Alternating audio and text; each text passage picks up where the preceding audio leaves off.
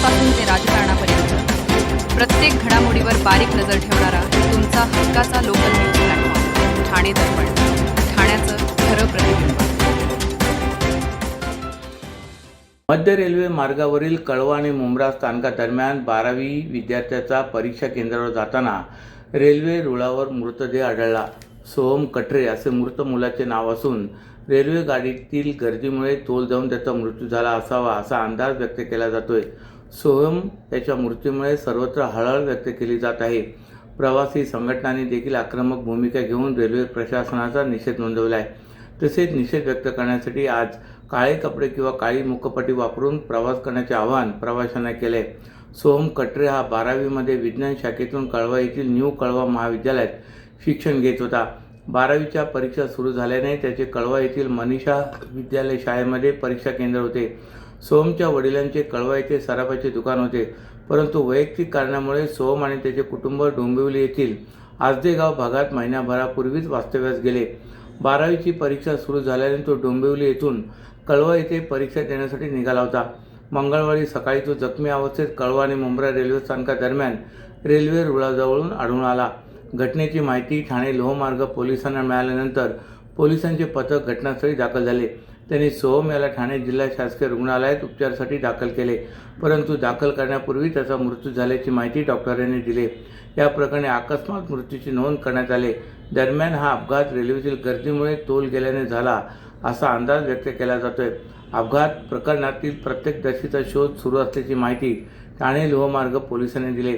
दरम्यान या घटनेनंतर प्रवासी संघटनांकडून संताप व्यक्त केला जातोय. दरवर्षी शेकडो नागरिकांचा रेल्वे अपघातात मृत्यू होतो. आता अवघ्या 18 वर्षाचा सोहमचा मृत्यू झाल्याने प्रवासी संघटनांकडून निषेध व्यक्त केला जातोय. दादा परताव्याची हमी दाखवून TWJ असोसिएट प्रायव्हेट लिमिटेड या कंपनीच्या संचालकांनी 11,000 गुंतवणूकदारांची तब्बल 1200 कोटी रुपयांची फसवणूक केल्याचे प्रकरण उजेडात आल्यानंतर आरोपींना ठाणे न्यायालयात हजर करण्यात आले. हवालदिल झालेल्या गुंतवणूकदारांनी थेट न्यायालयाच्या आवारातच आरोपींना घेण्याचा प्रयत्न केला. या प्रकरणानंतर परिसरात तणावाचे वातावरण निर्माण झाले होते. दरम्यान अटकेत असलेल्या तिन्ही आरोपींना 12 फेब्रुवारीपर्यंत पोलीस कोठडी सुनावण्यात आले. ठाण्यात 2019मध्ये TWJ असोसिएटेड प्रायव्हेट लिमिटेड कंपनीचे संस्थापक संचालक समीर नार्वेकर, अमित बालम, नेहा नार्वेकर यांनी गुंतवणूकदारांसाठी विविध उपकंपन्या तयार केल्या होत्या. कंपन्यांमध्ये गुंतवणूक केल्यास शेअर बाजारात कंपनीला दरमहा 10% नफा मिळतो. यातील 4% नफा संबंधित गुंतवणूकदाराला मिळेल असे आमिष गुंतवणूकदारांना दाखवण्यात आले होते.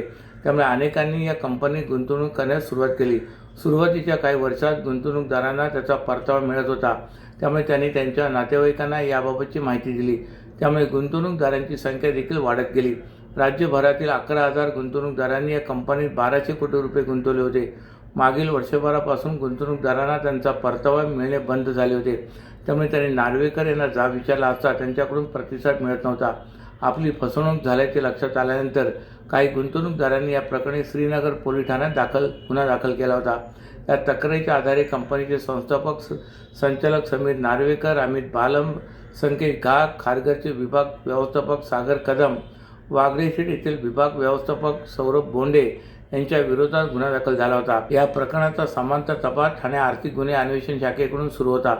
ठाणे पोलीस आयुक्त आशुतोष डुंबरे, सह आयुक्त ज्ञानेश्वर चव्हाण, आर्थिक गुन्हे अन्वेषण शाखेचे पोलीस उपायुक्त पराग मणेरे, सहाय्यक पोलीस आयुक्त निलिमा पवार यांच्या मार्गदर्शनाखाली पोलीस निरीक्षक माधवी राजेश कुभार, पोलीस हवालदार नितीन ओळेकर, गुरुप्रसाद तोडणकर, पोलीस नाईक योगेश चौगले, निशिकांत पाटील, पोलीस शिपाई कविता कोळपे यांच्या पथकाने 29 जानेवारीला समीर, अमित आणि 30 जानेवारीला नेहा हिला अटक केली होती. दरम्यान 9 फेब्रुवारीला त्यांची पोलीस कोठडी संपल्यानंतर पुन्हा त्यांना ठाणे न्यायालयात हजर करण्यात आले होते. मात्र गुंतवणूकदारांना याबाबतची माहिती मिळताच गुंतवणूकदारे पोलीस आयुक्त कार्यालयाबाहेर एकत्र आले. न्यायालयातून आरोपींना बाहेर आणताना गुंतवणूकदारांनी न्यायालयाच्या आवारात प्रवेश करून आरोपींना घेण्याचा प्रयत्न केला. त्यामुळे या परिसरात काही वेळ तणावाचे वातावरण निर्माण झाले होते. ठाणे शहरातील कोर्टनाका परिसरात असलेल्या पोलीस टॉवरमध्ये स्वयंपाकासाठी स्वच्छ, सुरक्षित आणि किफायतशीर इंधन उपलब्ध व्हावे यासाठी आमदार केळकर यांच्या विशेष प्रयत्नातून महानगर गॅस पाईपलाईनच्या कामाचा शुभारंभ करण्यात आला. या उपक्रमामध्ये पोलीस कर्मचारी व त्यांच्या कुटुंबियांना मोठा दिलासा मिळाला आहे. यावेळी नगरसेविका उषा वाघ, भाजपचे निलेश कोळी, विशाल वाघ व पोलीस अधिकारी कर्मचारी उपस्थित होते. पोलीस टॉवरमध्ये राहणाऱ्या कर्मचाऱ्यांना आतापर्यंत सिलेंडर गॅसवर अवलंबून राहावे लागत होते. सिलेंडरची उपलब्धता, दरवाढ तसेच सुरक्षेच्या दृष्टीने येणाऱ्या अडचणी लक्षात घेऊन आमदार केळकर यांनी या ठिकाणी पाईपलाईन गॅसची सुविधा उपलब्ध करून देण्यासाठी पाठपुरावा केला. त्यांच्या प्रयत्नांना यश येत महानगर गॅस पाईपलाईनच्या कामाला प्रत्यक्ष सुरुवात झाली. या कामामुळे पोलीस टॉवरमधील सर्व निवासी घरापर्यंत थेट गॅस पुरवठा होणार असून स्वयंपाक अधिक सुलभ, सुरक्षित आणि वेळेची बचत करणारा ठरणार आहे. यावेळी आमदार केळकर यांनी सांगितले की पोलीस कर्मचारी नागरिकांच्या सुरक्षेसाठी अहोरात्र सेवा देत असतात. त्यांच्या दैनंदिन जीवनात सोयीसुविधा उपलब्ध करून देणे ही आपली जबाबदारी आहे. महानगर गॅस पाईपलाईनमुळे त्यांच्या कुटुंबियांना सुरक्षित व स्वच्छ इंधन मिळणार असून भविष्यातही अशा सुविधा उपलब्ध करून देण्यासाठी प्रयत्नशील राहू, असेही ते म्हणाले. सर्व नागरिकांना आवाहन करण्यात येत आहे की सध्या डासांमार्फत पसरणाऱ्या डेंग्यू या आजाराचा प्रसार रोखण्यासाठी प्रत्येकाने पुढील प्रमाणे कार्यवाही करावी. डेंग्यू आजार एडिस इजिप्ती हा डास चावल्याने होतो. या डासांची पैदास साचलेल्या किंवा साचवलेल्या स्वच्छ पाण्यामध्ये होते. 8 दिवसांपेक्षा जास्त दिवस पाणी उघडे व साचून राहिल्यास त्यात डास अंडी घालतात. अंड्यांच्या अळ्या तयार होऊन पुढे डास तयार होतात. यासाठी आपल्या घरातील पाणीसाठे, उदाहरणार्थ बॅरल्स, पिंपे, टाक्या, हौद, रांजणे इत्यादी दर आठवड्याला रिकामे करून घासून पुसून कोरडे करून पुन्हा भरावे. 1 दिवस कोरडा दिवस म्हणून पाळावा. पाणी साठ्यांना घट्ट झाकणे बसवावीत किंवा जुनी साडी, चादर, धोतर यांनी बांधून झाकून ठेवावीत, म्हणजे डास त्यात जाऊन अंडी घालणार नाहीत. घराच्या गच्चीवर, आजूबाजूला, अंगणात कोठेही पाणी साचू देऊ नये. भंगार सामान उघड्यावर टाकू नये. उदाहरणार्थ टायर्स, प्लास्टिक सामान, कुंड्या, टाकाऊ वस्तू इत्यादी. अशा सामानात पावसाचे पाणी साठून त्यात डेंग्यूच्या डासांची पैदास होते. घरातील कूलर्स, फ्रीजच्या पाठीमागील ट्रे हे देखील वेळोवेळी कोरडे करावेत. लक्षात ठेवा, नुसत्या फवारणीने डास घनता कमी होत नाही, तर त्यासाठी डास पैदास ठिकाणे नष्ट करणे ही आपल्या सर्वांची जबाबदारी आहे. कोणताही ताप अंगावर न काढता जवळच्या शासकीय रुग्णालयात मोफत औषधोपचार घ्या. अशा प्रकारे नागरिकांनी सहकार्य केल्यास डेंग्यूचा प्रसार रोखणे सहज शक्य आहे. इयत्ता 12वीच्या परीक्षा कालपासून सुरू झाल्यात. परीक्षा कॉपीमुक्त वातावरणात पार पाडाव्यात म्हणून शासन शिक्षण विभागाने विशेष काळजी घेत आहेत. ठाणे जिल्हा शिक्षण विभागाच्या अंतर्गत असलेल्या सर्व 12वीच्या परीक्षा केंद्र चालकांनी 12वी परीक्षेचा पेपर संपल्यानंतर प्रत्येक परीक्षा खोली आणि परिसरातील CCTV चित्रण संकलित करायचे आहे आणि ते CCTV चित्रण जिल्हा शिक्षण विभागाकडे जमा करण्याचे निर्देश ठाणे जिल्हा परिषद माध्यमिक आणि शिक्षण विभागाचे शिक्षणाधिकारी देवीदास महाजन यांनी 12वी परीक्षा केंद्र संचालकांना दिलेत. 10वी आणि 12वीच्या परीक्षा सुरू असताना एकही कॉपीचे प्रकरण घडता कामा नये या दृष्टीने शिक्षण विभागाने विशेष उपाययोजना केल्या आहेत. विशेष भरारी पथके विभागावर तैनात केलेत. 10वी 12वी परीक्षा केंद्राच्या बाहेर आणि विद्यार्थी परीक्षा देत असलेल्या वर्ग खोलीत CCTV कॅमेरे बसवण्याचे निर्देश 12वीचे परीक्षा केंद्र असलेल्या शिक्षण संस्था चालकांना देण्यात आले आहेत. तसेच ज्या परीक्षा केंद्राच्या ठिकाणी CCTV कॅमेरे नाहीत त्या ठिकाणी तेथील शिक्षकांना अन्य परीक्षा केंद्रावर नियुक्त करण्याचे शिक्षण विभागाचे निर्देश आहेत. ठाणे जिल्ह्यातील काही परीक्षा केंद्र ही परीक्षा कॉपी केंद्र म्हणून ओळखली जातात. यामध्ये काही केंद्रे शिक्षण विभागाने या केंद्रामधील कॉपीच्या वाढत्या प्रकारामुळे यापूर्वीच बंद केलेत.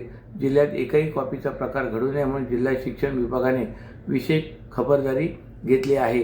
12वी परीक्षेचा पेपर संपल्यानंतर परीक्षा केंद्राच्या केंद्र संचालकाने परीक्षा केंद्रातील सर्व वर्गखोल्यांमधील आणि शाळेच्या परिसरातील CCTV चित्रण संकलित करायचे आहे व चित्रण एक पेनड्राईव्हमध्ये स्थापित करून ते जिल्हा शिक्षण विभागाकडे नियमित जमा करण्याची जबाबदारी केंद्र संचालकावर सोपवण्यात आली आहे. ठाणे जिल्ह्यात श्वान दंशाच्या घटनांमध्ये चिंताजनक वाढ होत असून श्वान दंशामुळे जानेवारी 2025 ते जानेवारी 2026 या एका वर्षाच्या कालावधीत जिल्ह्यातील शासकीय रुग्णालयामध्ये 67,112 नागरिकांना रेबीज प्रतिबंधक लसीकरण करावे लागले.